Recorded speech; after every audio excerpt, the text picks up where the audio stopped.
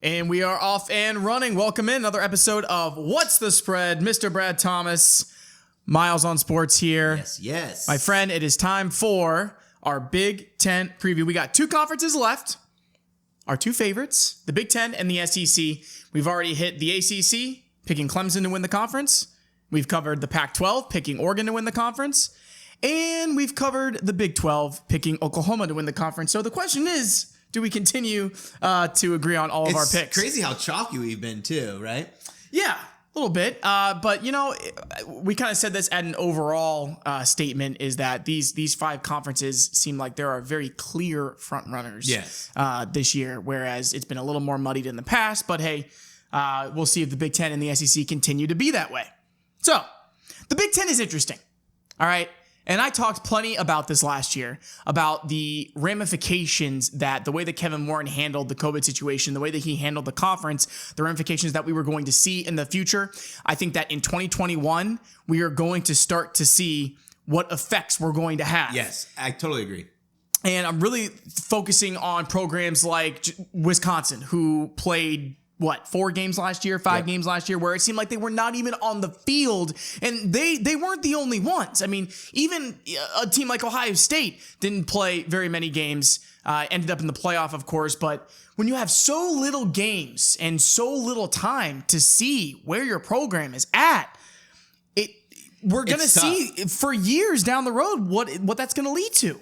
My biggest thing about last year, too, is like, you have teams like a Penn State who had players opting out. Yeah. That changes the entire dynamic of the season. Do you start thinking that Penn State, is that a throwaway season for them? Do they build on that season? Or is that a season that kind of catapults them down towards the bottom of the East? It's one of those things where we don't know exactly what's going to happen because of COVID. But if we take pro basketball, for example, we see that what happened the year we came back from COVID does not have any indication on the year that's going to happen COVID 2.0. And what I mean by that is look at the Miami Heat.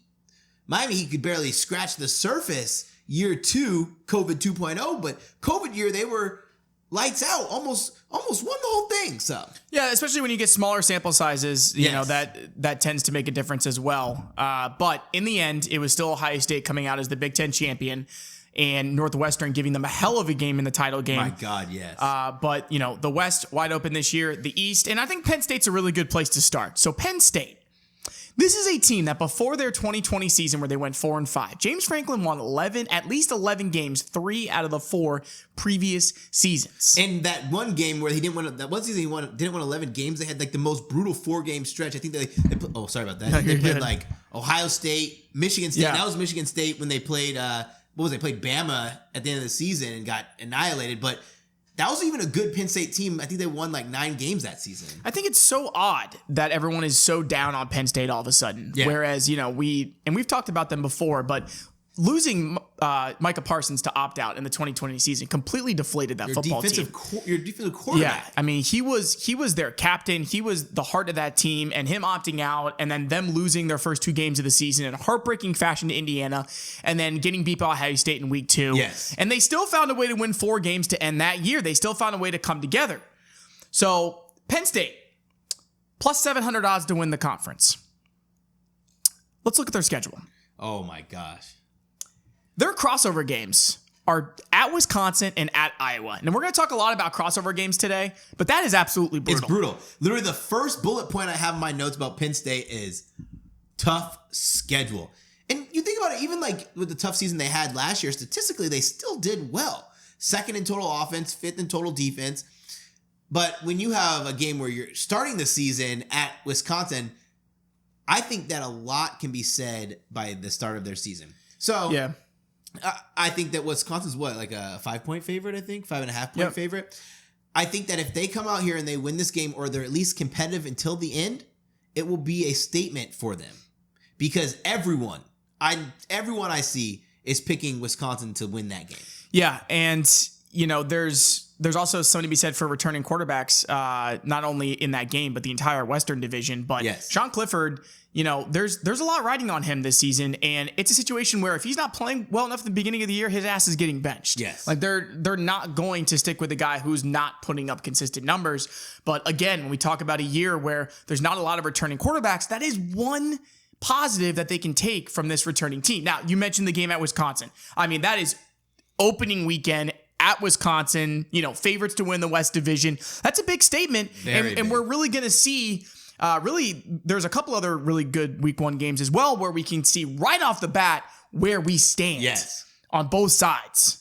We'll know who are pretenders and who are for real. What I really like about Penn State's opportunity here, though, is even win or lose against Wisconsin, they still have the opportunity to win 10 games this season. And to me, a double-digit season is a good way to bounce back from that very, very tough start from last season. Yeah. I think this is minimum a 9-win Penn State team. I do too as well. I really do. And I think that they have a really good chance to win 10 games. So you don't have them to win the East.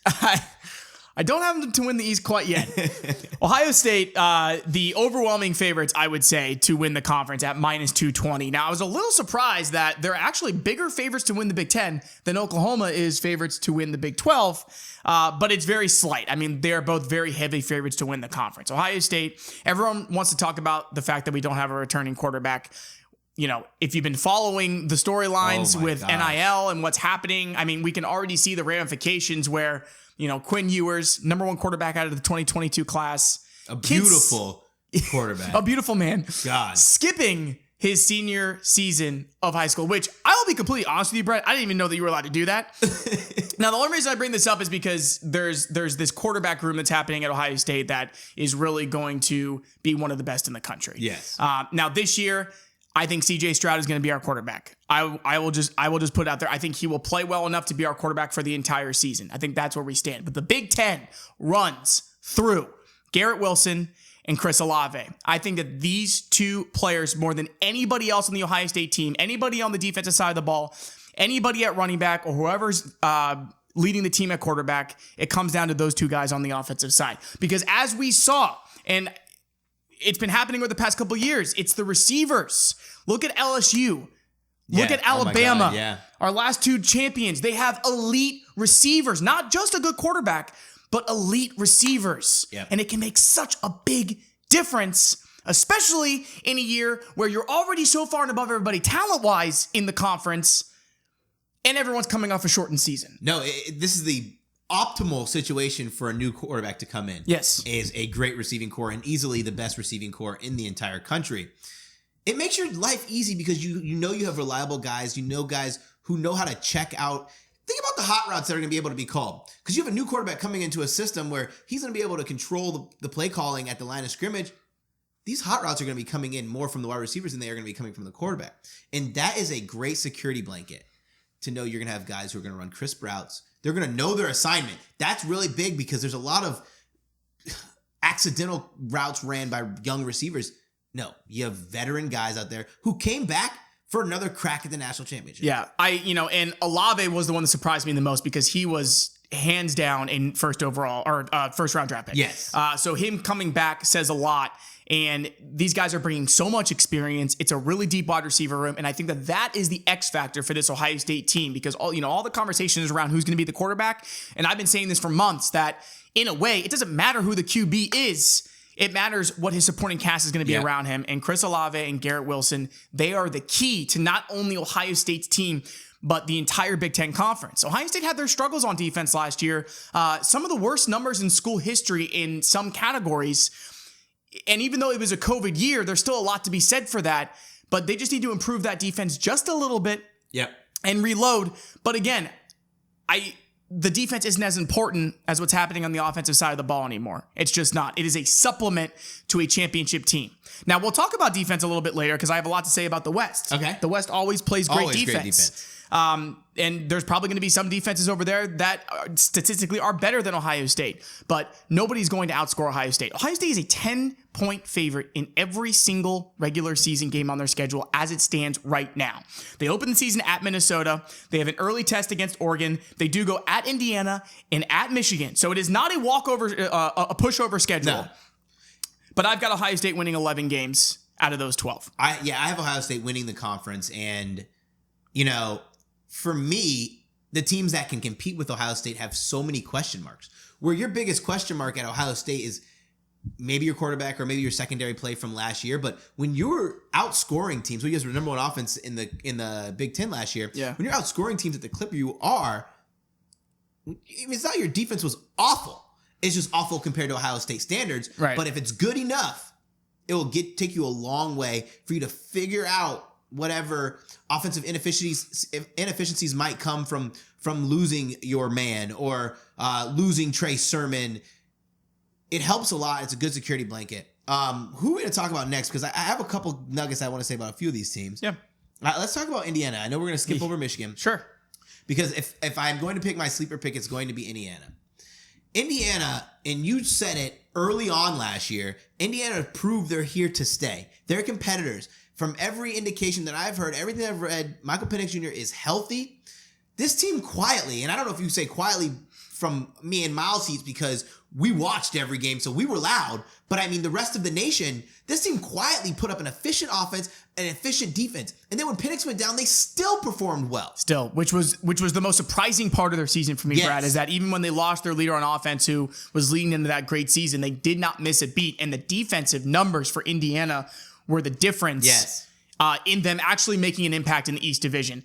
And I was starting to think that I wasn't going to see a day when Indiana was going to make an impact in this East Division when we had programs like Michigan, Ohio State, Penn State, Michigan State in years past. But what Tom Allen has done at Indiana and where he's taken this program, really impressive. Plus 1,500 odds. Yes. Fourth best in the division to win the conference. Michael Penix. He's coming off his third season-ending injury at Indiana. But as you said, there is no better sleeper pick in this division than Indiana, especially if a Michael Penix can stay healthy the entire season.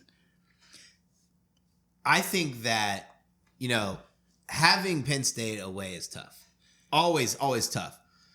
But the fact that they stood toe-to-toe with Ohio State last year proves, regardless of who they're playing, regardless of where they're playing, they can compete. And then when you have a game changer on offense like Penix, it could take you a long way. Now, for them to win the conference, because their schedule is still difficult, for them to win the conference, that means Ohio State took a step back. I don't think that they're at Ohio State's level, and no matter who you listen to or what you read, you will see it's clear that Ohio State is the class of the Big Ten. So now we just need to see if Indiana could just be close enough to kind of throw punches and make it to the title game. But I still think as a sleeper pick, there's just way too much value. There's no way I'm at plus 1,500 when you think about what was Michigan plus 1,200. Yeah, so Michigan being a more of a favorite than Indiana, I think is crazy because I would feel more comfortable with Indiana's shot, especially. Yes. Okay, so Indiana, they have to beat Ohio State at home. Like, if they're going to win the division, they have to win that game. 100%. And then they have to only slip up one other time. I mean, they can slip up against a Cincinnati. Like, out of conference is fine. Indiana's going to have to roll with a 7-1 conference record. They're going to have to beat Ohio State, and obviously that would make Ohio State either 7-1 or 6-2. So, see, it seems like an obvious statement to make, but they have to win that game. They have to win that game because then they split those two games with Penn State and Iowa. I don't think they win both of those. Right. So you're splitting that. You cannot leave those three games being 1 and 2. Right. You have to be a 2-1.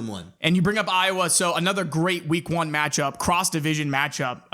Indiana at Iowa to open the season. So again, we're going to get a really good barometer as to where those two teams are. I mentioned Cincinnati, at Penn State, at Michigan. It's tough, but they get Ohio State at home. So as you said, if you can split Iowa, Penn State, because I think they match up well against a Michigan. Yeah, I did too.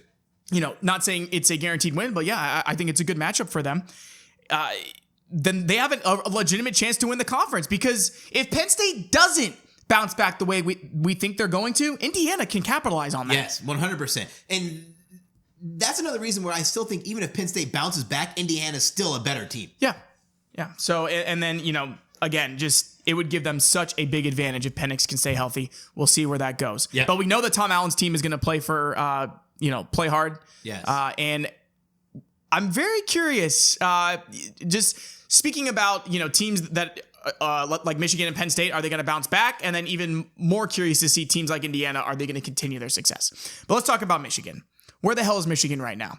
Where is this program? Because we talk about it year in and year out with Jim Harbaugh. I feel like we've been talking about him for 12 years at this point. I mean, he signs a contract extension. Yeah, signs an extension. Completely starts over with this coaching staff. Yes. Wipes the slate clean. He's still bringing in high-level recruits. Yes. And everyone just wants to write him off. I mean, maybe it's a situation where he can bring in the recruits, but he can't develop them. I don't know. But for whatever they've done and how horrible their season was, and the fact that they literally ducked Ohio State, just said, yeah, we're not going to play. No, we're good. We're good. We're good. I am very curious to see what that game would have been and how much of a blowout that would have been, because that's something to consider too, is that it would have left such an impression on that Michigan program if Ohio State had that game and beat them by 60 points, which we would have done. So this game is even more important for Ohio State fans, especially. We go at Michigan this year, but let's do the schedule first before we talk about anything else. They have a cross-country trip to Washington that is on our top 10 list of favorite non-conference games. So again, not an early conference game or a big conference game to look at, but that one right there will not only tell us a lot about Michigan, but it will tell us a lot about Washington. They go at Wisconsin, at Nebraska. But at Wisconsin's rough. Ohio State, also, we didn't talk about their schedule, or their cross-division schedule. They don't have to play Wisconsin or Iowa. Yeah. That's huge. Huge. Because those are two teams in the West that always give us trouble.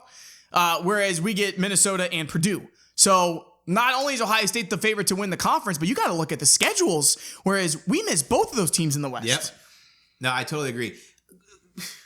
Listen, Michigan had no identity on offense last year. Zero.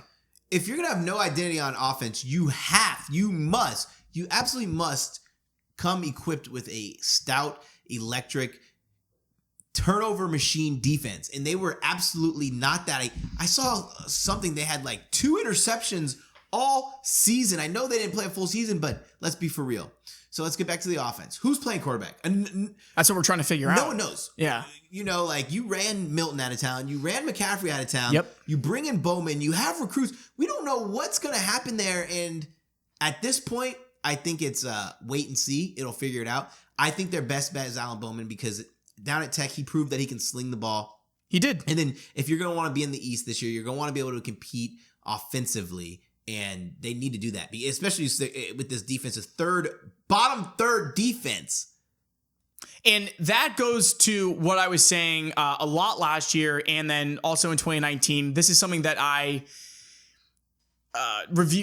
observed about Michigan's program and where are things going wrong. And what I have seen is you spoke to identity. Yeah. I don't think the program has an identity right now. No. It's on offense. Whereas when Harbaugh arrived at the program, they did have an identity. They were playing their brand and their style of football. Somewhere along the way, Harbaugh changed everything. And he was trying, he brings in gadgets. He's trying to change his offensive philosophy to match what Ohio State is doing and to match, what we're seeing in college football. Yeah. But in the process of doing that, he lost his brand of football. Yep. And you can't do that. And I still think it was the biggest mistake he ever made. And you don't hear people saying that. Whereas it's like, oh, well, he should have made the change. And he should. Not necessarily. He was kind of forced into it. Yeah. It was almost like a panic move, wasn't it? Like, oh crap, we gotta keep up, Yeah, we gotta keep and up. he had Shea Patterson, who was a dynamic quarterback, and he was like, okay, well, we've got to open up some spread formations for this guy. And now you're sitting in a situation where you get to pick your new quarterback. And that is such an important decision for him right now, because that is the direction that you're going to go. You've got to pick a guy that not only has his own style, but is going to fit into what you want to do. Yep. Otherwise, there's nothing there. And the defense doesn't have an identity either, because you were playing hard-nosed, front seven, Michigan, classic Big Ten defense for years. And we don't see that anymore. No, last year was awful. Their defensive line applied zero pressure on the quarterback, so you could literally sit back and do whatever you wanted. Run stopping was a joke. I don't even want to pull up the numbers, but when I was looking at this chart and I was looking at Michigan's numbers on how many rush yards per game and how many passing yards per game, it didn't make sense. It didn't make sense because this is like a historic Michigan team that's, I know we know that there's more yards in the game now, but it's like 130 rush yards per game. Like they were at the 170, 180 mark. Like, that is not good, especially when you have a first round defensive lineman coming out. You have the stars. Do you remember the Wisconsin game where they just carved them up? And this is a Wisconsin team that struggled historically this year compared to years past when they had like a Jonathan Taylor or something. Like, destroyed them. Yeah, I mean, it was not even close. I mean, and COVID year or no COVID year, it's like I said, there was zero identity on the entire program. I think Michigan's ceiling is 8 wins. That's also a little bit of Ohio State bias because I hate them. Yeah, I think their total because I have to. I think their total set at 6.5. Yeah, like so I think they'd be lucky to reach the 7 or 8 win mark, and I don't see anything higher than that. Absolutely not. Whereas I think Indiana has a much higher ceiling. Yeah. I think Indiana could win 10, 11 games if things fall right for them. Absolutely.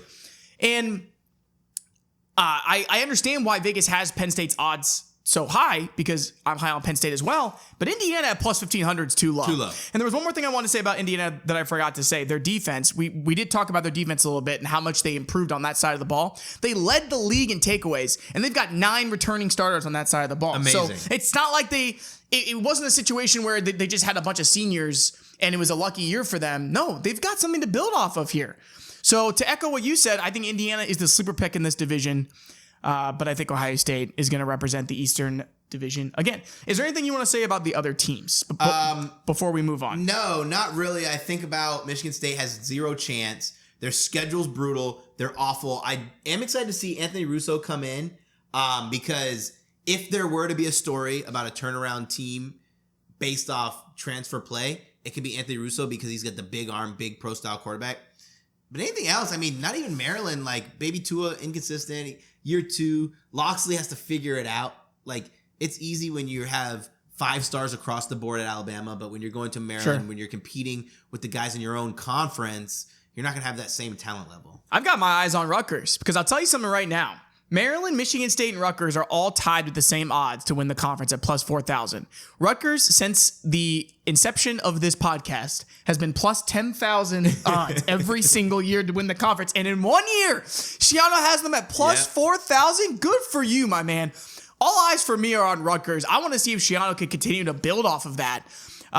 But Mel Tucker having a tough time at Michigan State. You got Baby Tua at Maryland, who proved he can make some plays. Here and there. It's wild because he's proved he's electric. It's just, what's holding them back? Like, there's games where you watch, like I think I took an over in one of their games. I took their over team total, and it was like 35.5, and they barely scratched 21. I think they scored 17 points. And it was against a terrible defense, and I was just like, me being a Bama guy, I want to root for Baby Tua. I want to root for Loxley, and it's just like, boo. But I will say a lot of people are high on what Loxley is doing right now. So we'll see if they can make it to a bowl game this year. All right, let's go to the West. The anomaly that is the Big Ten West Division. Northwestern comes out of the West last year in a COVID year of all programs to make it. Yes. Northwestern's, you want to talk about identity. Pat Fitzgerald has identity at Northwestern. Smash down. There is something to be said for that. And he is so underrated. That identity almost won them the damn conference last year. Yep. There was a point in that Big Ten championship game where Ohio State had no answer for what Northwestern was doing on defense. Justin Fields, the NFL draft pick, just had no answer for what Pat Fitzgerald was throwing at him. That's how good of a coach he is. Now, I started with Northwestern, but the West plays defense. And they're going to play defense again. Iowa, Wisconsin, and Northwestern are going to have some of the best defenses in the country. And I think they're going to have the best defenses in the Big Ten. So last year, it's kind of great you said that. Last year, the top 3 defenses in the Big Ten all came from the West. And I think that... And that's become a consistent trend. Yes. Whereas the East is getting much more offensive in the West, which I enjoy as a old school Big Ten fan. They're keeping the Big Ten defense mentality, which I like. Yeah. Whereas teams like Ohio State are trying to win national championships. Okay, so we're doing some other things, but Don't try to tell that to Wisconsin. Don't try to get Ferentz to change his game plan. Don't try to get Wisconsin to change their brand of ball. Harbaugh could learn a little something from them because they don't change when they find success. And look at what we have here. Wisconsin and Iowa are the co-favorites to win the division. Yes. And pretty decent odds to win the conference. Wisconsin at plus 500. Iowa at plus 900. This is the thing I said about the West Division. Wholly returning quarterbacks. You want to talk about a year where nobody has a returning quarterback? I think everybody in this division has a returning quarterback. It's going to be fun. So let's start with Wisconsin. Okay. Wisconsin to me, man, do we get on the Graham Mertz hype train?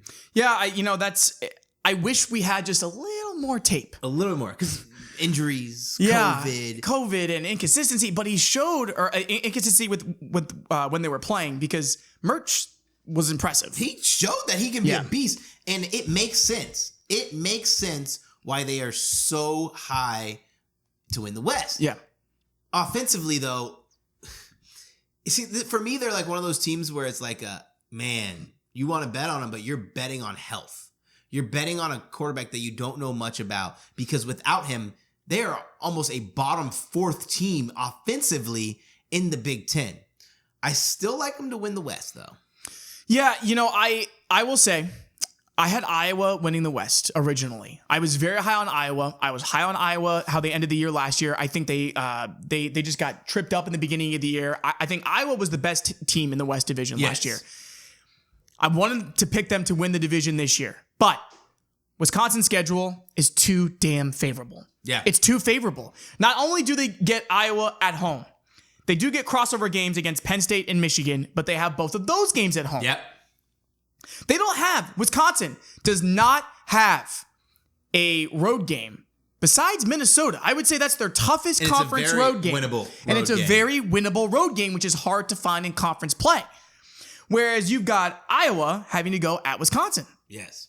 Iowa also, their crossover, Indiana and Penn State. So also a tough crossover, but they get those games at home. And they have to go to Northwestern. And they have to go to Northwestern, which don't scoff at that either. Yeah. So that's really what it came down to for me. And I think that's the first time I've made a pick based on who had the home game. Because I think that's what it's going to come down to. Wisconsin has a really favorable schedule. Their defense only allowed 17.4 points per game last year. They didn't play a lot, but that's great. It was still great. And that's one thing that Wisconsin kept consistent is that when you have COVID and disruptions, Wisconsin just does their thing, man. They load up on the offensive side of the ball. They load up in the front seven and they grind you out. Let me talk to you about this. We just highlighted Michigan getting ran all over. Yeah. This is what an elite rush defense sounds like. 96 point whatever rush yards per game allowed by this Wisconsin defense. Playing in the West, which loves to run the ball. They were shutting teams down. Number one in the Big Ten. And that is the reason why Wisconsin has dominated this division and why they have represented the Western Division year in and year out in the Big Ten championship game. That's a really good stat that you bring up is because they do so well against the run and because it's a run-heavy conference. Yes. Iowa's been run-heavy. Northwestern's been run-heavy. So Iowa. Offensive questions. This is the other reason why I couldn't pick them to win the division. I don't know really what they have in Spencer Petras at quarterback. He didn't really have an impressive debut, but Iowa, in my opinion, was the best team in the West despite his mediocre performance. But listen, Iowa never has like a star quarterback. No. All right. Tyler Goodson at running back is going to have a really good season. Sam Laporta at tight end. This is what Iowa does. Good running back, big receiving tight ends. Yeah. That's how they move the chains. But speaking of moving the chains, they were almost dead last in the Big Ten in third down offense last year. And it showed. It showed. And it shows consistently, whereas you want to talk about explosive plays, Iowa has just never shown that ability. Now, Wisconsin has shown that ability, especially with Jonathan Taylor. It helps to have a guy like that. But Mertz was showing that ability last year where he can make those big passing plays. And I like Wisconsin's receivers. They do have some returning seniors, Danny Davis, Kendrick Pryor. I don't think that Iowa has enough on offense, especially in that game at Wisconsin. I don't think Iowa's going to have enough offensively to challenge them in that game. No, I totally agree. And part of me wanted to be like, Iowa, yes. But then I have to remind myself, well, what did Iowa do to deserve their tough schedule? And this is a tough schedule for a team who's got to replace a lot on the offensive line. They have a quarterback who you could throw question marks on. Yeah. They have an offense that seemed to only excel when they were in the red zone, but they had to get to the red zone to score. I was going to say, circle this one on your calendars too for their non-conference, Iowa at Iowa State, which we talked about in the non-conference games to watch. But that's going to be a great. I mean, it's always a good game, but especially when a lot of eyes are on Iowa and Iowa State going into next year. So people forget about that matchup. So we'll get to know a lot about them. I think it's week 2. But anyway, what'd you have? Move on. Nebraska. I'm good on that. Let's talk about Nebraska. Now, I'm not too heavy on Nebraska. I think Nebraska's odds are gross. Frost has yet to do anything to prove that he can compete in Power 5. He hasn't gotten this team to a bowl game, which I don't care. Was it year 5 now? Yeah. I don't care how far behind the program was when he took it over. That is inexcusable. You haven't been able to win 6 games? And you're in the West, not even the East. Nebraska's sitting here with plus 1,200 odds to win the conference, and they've never been to a bowl game under Scott Frost. They've never been to a bowl game, never shown that they can compete consistently. And one thing that really bothers me about this team is they every season since they've gotten Frost, it's been the hype train. Now this year's hype train are the great transfers they're getting from none other UCF and other G5 schools. I don't care. Until you can tell me that you can consistently put out that offense that you had at UCF, you're not going to mean nothing to me. You want to talk about returning quarterbacks? Adrian Martinez is returning for his 4th year in Nebraska. Super senior. Not even saying that he's going to be able to hold on to the starting spot, but I've got to think that, Scott Frost is leaning that way, but it's really set them back because he was supposed to be a pretty decent quarterback when he came in, but he hasn't shown anything. My super sleeper in this division is Minnesota, especially at plus 2,500 odds to win the division. PJ Fleck and the Golden Gophers weren't able to keep their momentum going from 2019 when they won 11 games. That was a really good Minnesota team. They did lose Rashad Bateman, who was one of the best receivers in the conference, if not the best. And I don't know how, but they're bringing back Tanner Morgan again. Again, yes. So I thought he was gone. And then looking at that, that's big. Because Tanner Morgan is not like an Adrian Martinez. Tanner Morgan had an 11-win season and he 2 was years great ago in 2019. Yes. So he just needs to find his new weapons. And this Minnesota offense can be really dangerous. And PJ Fleck has proven, where he took Minnesota and then got them to an 11-win season with a big win against Penn State that year. They weren't able to build off of that momentum in 2020. COVID kind of derailed that. But I'm saying at plus 2,500 odds, that's one of the biggest sleepers in the conference. Yes. Because totally agree. One thing that this is going to become a common theme on the podcast when we're talking about conferences is identity. Row the boat, man. PJ Fleck has an identity. His guys play hard for him. The guys rally behind him. I think it's like one of those things when you think about a Michigan. Players want to go to Michigan, but when they're there, they don't look like they're playing hard for their coach, like doing whatever it takes to win. We know that it was a down year for Minnesota. Yep. But they have the culture. That's what I was looking for. They have the culture. Culture is a really good word because that and that comes from PJ Fleck and what a good head coach he is. And we have that proven track record where don't sleep on Minnesota. They get 2 big home games to open the year against Ohio State on a Thursday night, which is definitely a slip-up spot for an Ohio State team. Yep. Going on the road on a Thursday night at Minnesota with a new quarterback, and then you get to host Wisconsin, or who was it at the end of the year?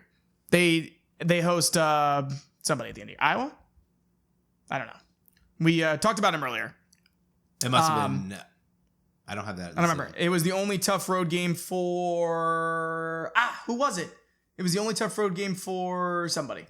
We'll play the tape back. Yeah, we'll play it back and we'll check. Minnesota, I just think big sleeper potential.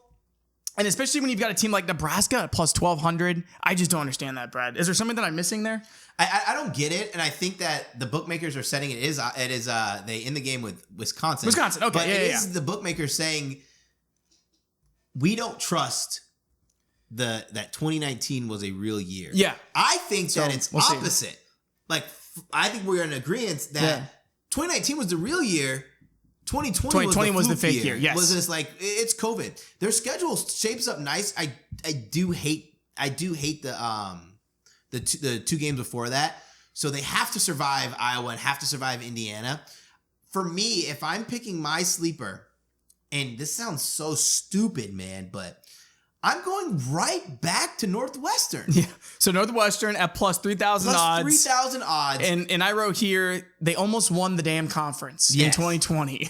I mean, don't sleep on the Wildcats. You look at their schedule, the toughest road game they have, obviously, is Wisconsin. But you get Iowa at home. I'm down on Michigan, so I'm not even caring about that Michigan road game. You travel to Illinois, you travel to Nebraska, you're traveling to Duke. We don't care about these games. The schedule is set up very nice. Yeah. Being third worst in the conference at offense is not going to win you anything. But it almost did. That's the thing, right? Yeah, I think for them to get over that hump, they just be mediocre. Yeah. Like even a team like a 3-5 team in Minnesota was a middle of the road offense. Just be a little bit better at offense. Yeah. I mean, that to your point, that's what is going to get them, to that next level. Northwestern has been to the Big Ten championship game 2 out of the last 3 seasons. Yes. 2018 and 2020. They played Ohio State both times, as we mentioned, played them really tough in 2020. But yeah, don't sleep on the Wildcats. And then you got Purdue at plus 6,000, who I think are just going to take a step back. Illinois at plus 8,000. So do we both have Ohio State and Wisconsin in the Big Ten championship game? Chalk. And I'm chalking it. The only way Wisconsin doesn't make the Big Ten championship game is injury. Yeah. As I said, really wanted to pick Iowa, but Wisconsin having that home game against Iowa, I just think is going to go a long way. And Wisconsin, again, I'll keep saying it. They're just a program that they do what they do. Yep. And unaffected, their entire season was derailed last year, so their players are hungry. They're looking to come back. And there's a reason that they're a favorite to win the division. But the West is wide open. Having that said, This is a wide open division. I absolutely wide open. I'm going to be very frank that I'm taking both of my sleepers to win the conference before I put any money on Ohio State. What I will hope to do is to get to the championship game, and then I have a favorable enough spread where I can figure it out or hit it live. It's Ohio State's to lose. This is the problem with. And I don't even know if it's a problem for you, but the problem for other teams is when you have a team like Ohio State where they just have a wealth of talent offensively, it's easy to replace. Yeah, especially when the receiver room is deep and the quarterback room is deep. And, this is one of the best offensive lines I've seen at Ohio State in a long time. We are just... It is a machine right now where I just don't see anybody else in the conference.